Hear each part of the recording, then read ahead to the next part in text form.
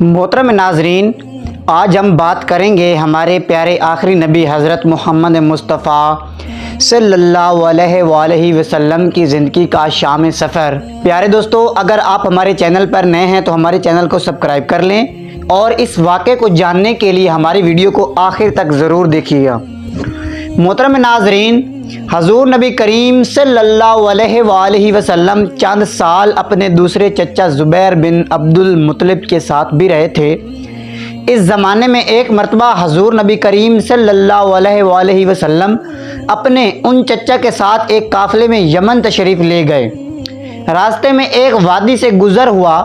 اس وادی میں ایک سرکش اونٹ رہتا تھا، گزرنے والوں کا راستہ روک لیتا تھا، مگر جو ہی اس نے نبی کریم صلی اللہ علیہ وآلہ وسلم کو دیکھا تو فوراً بیٹھ گیا اور زمین سے اپنی چھاتی رگڑنے لگا۔ آپ اپنے اونٹ سے اتر کر اس پر سوار ہو گئے۔ اب وہ اونٹ آپ کو لے کر چلا اور وادی کے پار تک لے گیا۔ اس کے بعد آپ نے اس اونٹ کو چھوڑ دیا۔ یہ قافلہ جب سفر سے واپس لوٹا تو ایک ایسی وادی سے اس کا گزر ہوا جو طوفانی پانی سے بھری ہوئی تھی۔ پانی موجیں مار رہا تھا۔ یہ دیکھ کر آپ نے قافلے والوں سے فرمایا، میرے پیچھے پیچھے آؤ۔ پھر آپ اطمینان سے وادی میں داخل ہو گئے۔ باقی لوگ بھی آپ کے پیچھے تھے۔ اللہ تبارک و تعالی نے اپنی قدرت سے پانی خشک کر دیا اور آپ پورے قافلے کو لیے پار ہو گئے۔ قافلہ مکہ پہنچا تو لوگوں نے یہ حیرت ناک واقعات بیان کیے۔ لوگ سن کر بول اٹھے، اس لڑکے کی تو کچھ شان ہی نرالی ہے۔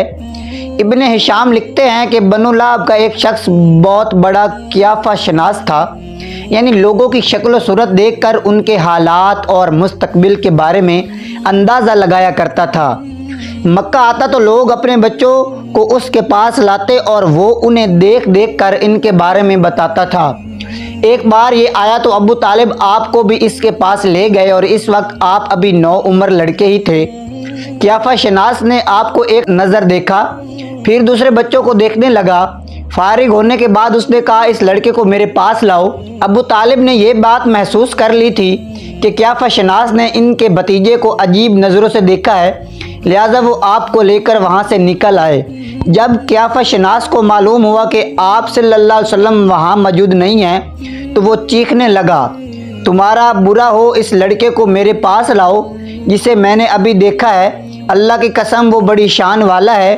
ابو طالب نے نکلتے ہوئے اس کے یہ الفاظ سن لیے تھے۔ ابو طالب نے تجارت کی غرض سے شام جانے کا ارادہ کیا۔ نبی کریم صلی اللہ علیہ وآلہ وسلم نے بھی ساتھ جانے کا شوق ظاہر فرمایا۔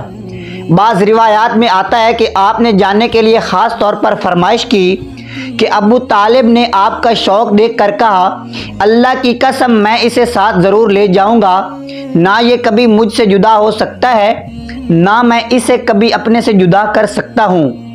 ایک روایات میں آتا ہے کہ آپ نے ابو طالب کی اونٹنی کی لگام پکڑ لی اور فرمایا، چچا جان، آپ مجھے کس کے پاس چھوڑے جا رہے ہیں؟ میری نہ ماں ہے نہ باپ۔ اس وقت آپ کی عمر مبارک 9 سال تھی۔ آخر ابو طالب آپ کو ساتھ لے کر روانہ ہوئے، آپ کو اپنی اونٹنی پر بٹھایا۔ راستے میں عیسائیوں کی ایک عبادت گاہ کے پاس ٹھہرے۔ خانقاہ کے راہب نے نبی کریم صلی اللہ علیہ وآلہ وسلم کو دیکھا تو چونک اٹھا۔ اس نے ابو طالب سے پوچھا، یہ لڑکا تمہارا کون ہے؟ انہوں نے جواب دیا، یہ میرا بیٹا ہے۔ یہ سن کر راہب نے کہا، یہ تمہارا بیٹا نہیں ہو سکتا۔ یہ سن کر ابو طالب بہت حیران ہوئے، بولے، کیا مطلب؟ یہ کیوں میرا بیٹا نہیں ہو سکتا بھلا؟ اس نے کہا، یہ ممکن ہی نہیں کہ اس لڑکے کے باپ زندہ ہے، یہ نبی ہے۔ مطلب یہ تھا کہ ان میں جو نشانیاں ہیں وہ دنیا کے آخری نبی کی ہیں، اور ان کی ایک علامت یہ ہے کہ وہ یتیم ہوں گے۔ ان کے باپ کا انتقال اسی زمانے میں ہو جائے گا جب کہ وہ ابھی پیدا ہونے والے ہوں گے۔ اس لڑکے میں آنے والے نبی کی تمام علامات موجود ہیں۔ ان کی ایک نشانی یہ بھی ہے کہ بچپن میں ان کی والدہ کا بھی انتقال ہو جائے گا۔ اب ابو طالب نے اس راہب سے پوچھا، نبی کیا ہوتا ہے؟ راہب نے کہا، نبی وہ ہوتا ہے جس کے پاس آسمان سے خبریں آتی ہیں اور پھر وہ زمین والوں کو ان کی اطلاع دیتا ہے۔ تم یہودیوں سے اس لڑکے کی حفاظت کروانا، اس کے بعد حضرت ابو طالب وہاں سے آگے روانہ ہوئے۔ راستے میں ایک اور راہب کے پاس ٹھہرے، یہ بھی ایک خانقاہ کا عابد تھا۔ اس کی نظر بھی نبی کریم صلی اللہ علیہ وآلہ وسلم پر پڑی تو یہی پوچھا، یہ لڑکا تمہارا کیا لگتا ہے؟ ابو طالب نے اس سے بھی یہی کہا، یہ میرا بیٹا ہے۔ راہب یہ سن کر بولا، یہ تمہارا بیٹا نہیں ہو سکتا، اس کا باپ زندہ ہو ہی نہیں سکتا۔ ابو طالب نے پوچھا، وہ کیوں؟ راہب نے جواب میں کہا، اس لیے کہ اس کا چہرہ نبی کا چہرہ ہے، اس کی آنکھیں نبی کی آنکھیں ہیں، یعنی اس نبی جیسی جو آخری امت کے لیے بھیجے جانے والے ہیں ان کی علامات پرانی آسمانی کتابوں میں موجود ہیں۔ اس کے بعد یہ قافلہ روانہ ہو کر بصرہ پہنچا۔ یہاں بحیرہ نام کا ایک راہب اپنی خانقاہ میں رہتا تھا۔ اس کا اصل نام جرجیس تھا، بحیرہ اس کا لقب تھا۔ وہ بہت ہی زبردست عالم تھا۔ حضرت عیسیٰ علیہ السلام کے زمانے سے اس خانقاہ کا راہب نسل در نسل یہ عالم فاضل خاندان ہی چلا آ رہا تھا۔ اس طرح اس زمانے میں ان کا سب سے بڑا عالم بحیرہ ہی تھا۔ قریش کے لوگ اکثر بحیرہ کے پاس گزارا کرتے تھے، مگر اس نے کبھی ان سے کوئی بات نہیں کی تھی۔ مگر اس بار اس نے قافلے میں آپ کو دیکھ لیا تو پورے قافلے کے لیے کھانا تیار کروایا۔ بحیرہ نے یہ منظر بھی دیکھا کہ نبی کریم صلی اللہ علیہ وسلم ایک بدلی سایہ کیے ہوئے تھی۔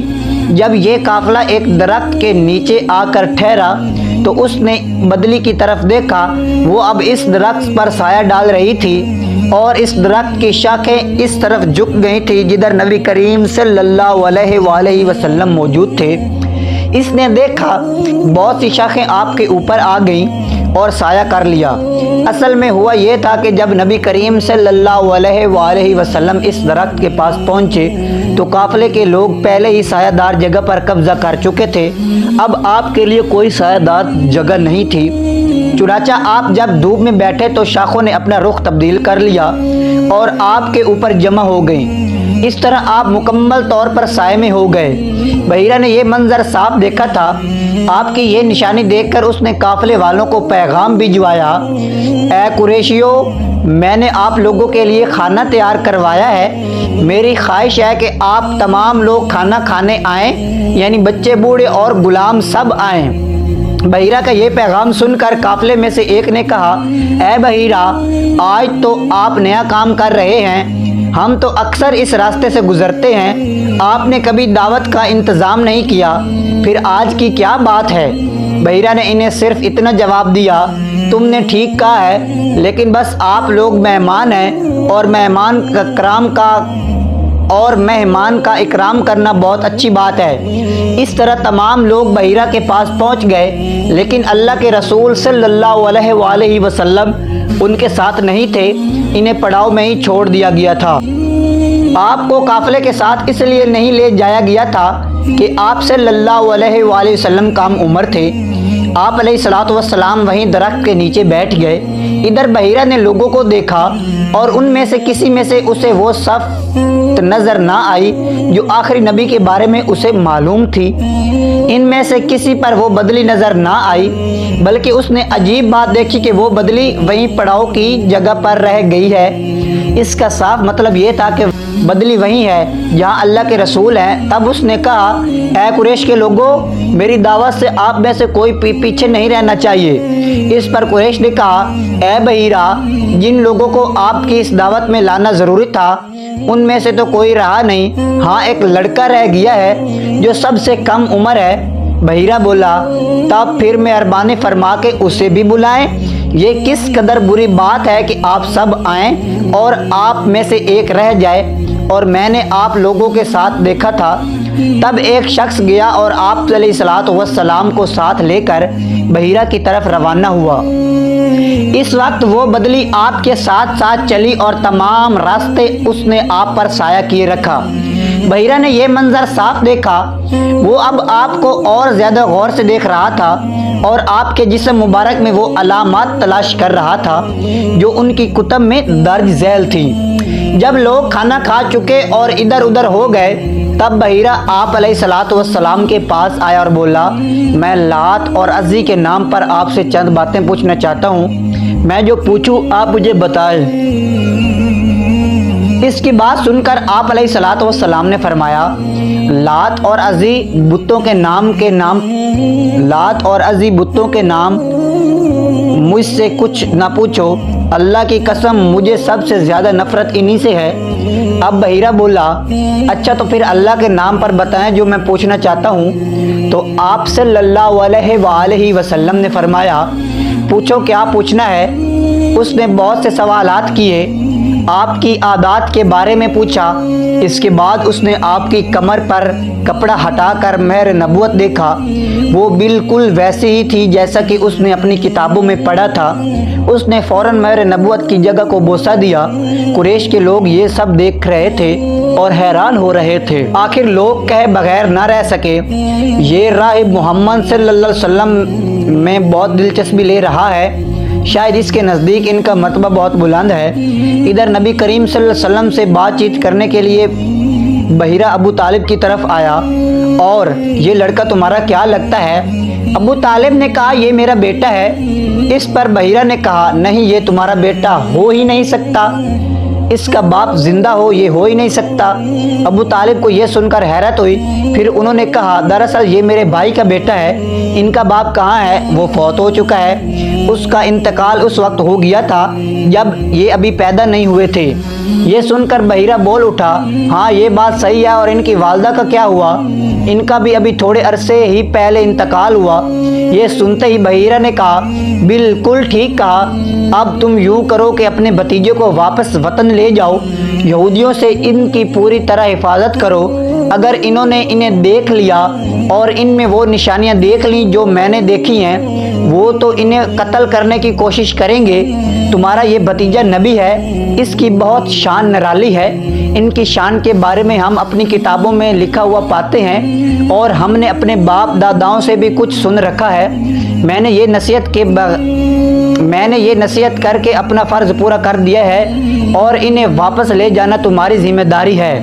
ابو طالب بحیرہ کی باتیں سن کر خوف زدہ ہو گئے، آپ کو لے کر مکہ واپس آ گئے۔ اس واقعے کے بعد آپ کی عمر 9 سال تھی۔ اس واقعے کے وقت آپ کی عمر 9 سال تھی۔ اس عمر کے لڑکے عام طور پر کھیل کود میں ضرور حصہ لیتے ہیں۔ ان کھیلوں میں خراب اور گندے کھیل بھی ہوتے ہیں۔ اللہ تعالیٰ نے آپ کو اس سلسلے میں بالکل محفوظ رکھا۔ جاہلیت کے زمانے میں عرب جن برائیوں میں جکڑے ہوئے تھے، ان برائیوں سے بھی اللہ تبارک و تعالیٰ نے آپ کی حفاظت فرمائی۔ ایک واقعہ آپ نے خود بیان فرمایا، ایک قریشی لڑکا مکہ کے بالائی حصے میں اپنی بکریاں لیے میرے ساتھ تھا۔ میں نے اس سے کہا، تم ذرا میری بکریوں کا دھیان رکھو تاکہ میں قصہ گوئی کی مجلس میں شریک ہو سکوں، وہاں سب لڑکے جاتے ہیں۔ اس لڑکے نے کہا، اچھا۔ اس کے بعد میں روانہ ہوا۔ میں مکہ کے ایک مکان میں داخل ہوا تو مجھے گانے اور باجے کی آواز سنائی دی۔ میں نے لوگوں سے پوچھا، یہ کیا ہو رہا ہے؟